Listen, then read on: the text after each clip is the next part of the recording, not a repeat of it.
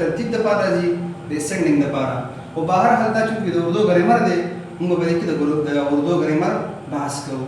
اوس دا چرنا اصل کې دا ورب د یو فعل دی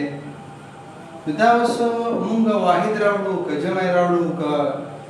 دغه رنګې مذکر راوړو که مؤنث راوړو دقه اولنۍ قاعده ده دلته کې فاعل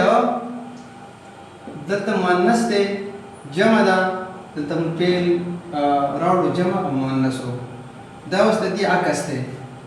دلته کې فاعل مؤنث دی جمع ده او دلته کې فاعل مذکر دی او جمع ده نو دلته کې به موږ دا فعل جمع مذکر ذکر راوړو چې دې فعل ته نږدې فاعل د مذکر دی دا هم فاعل دی وګوره مذکر هم دی او جمع هم ده د دې وجې نه موږ چر رہے ہے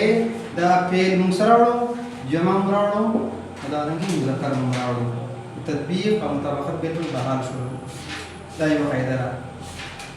اوس لاندې دویمه قاعده پھول کی خوشبو مزیدار ہے